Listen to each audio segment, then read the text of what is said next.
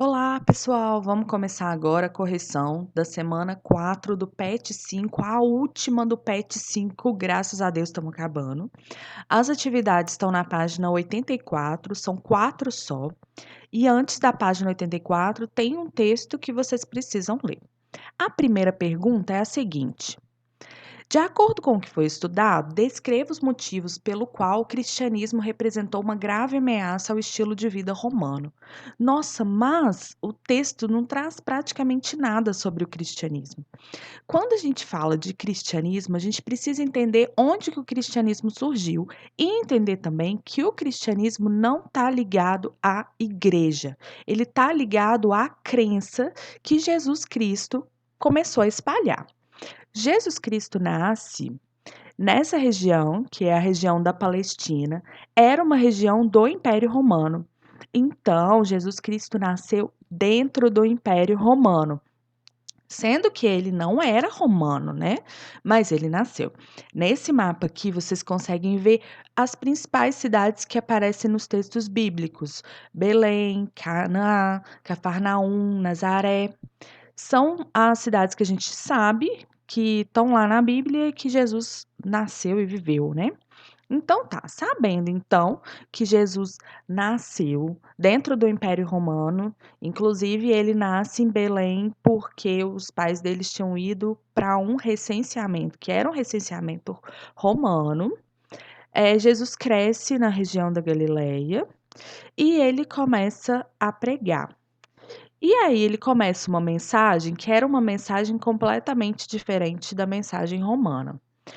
A ideia de amar o próximo, de perdoar as ofensas, principalmente a ideia de que havia um Deus só e que esse Deus era o nosso Pai, são ideias extremamente revolucionárias.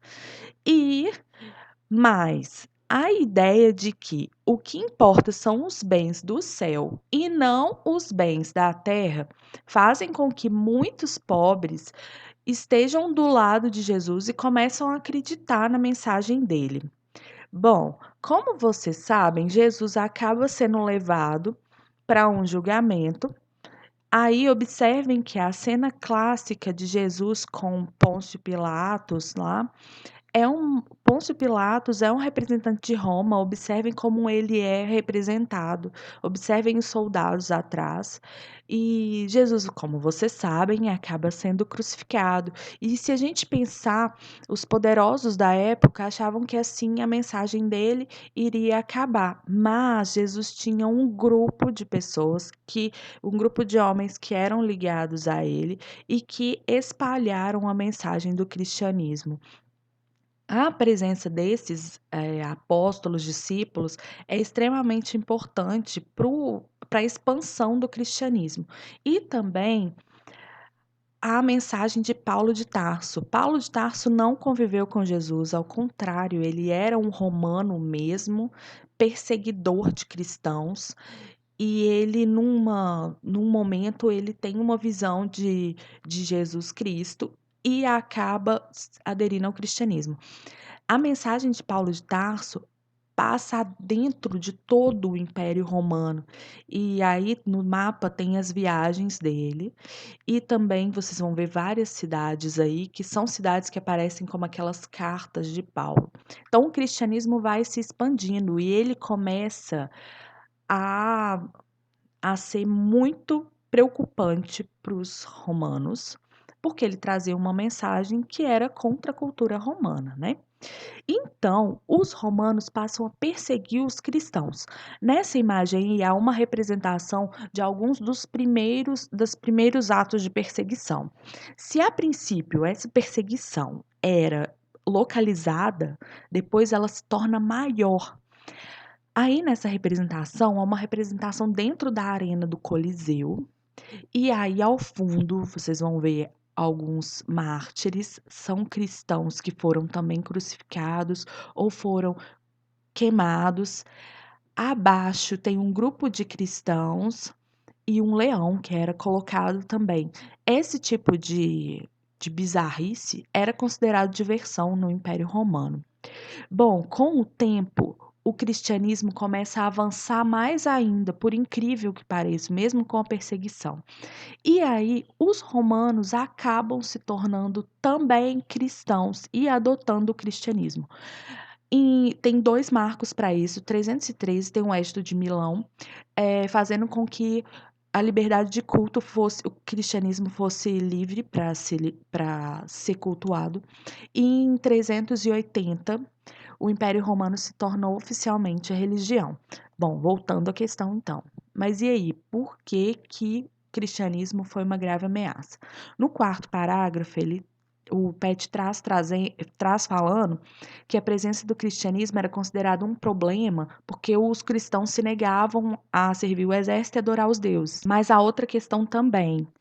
Os romanos consideravam que o imperador era um deus e os cristãos não aceitavam isso, já que na mensagem de Jesus havia apenas um Deus, que era o nosso Pai.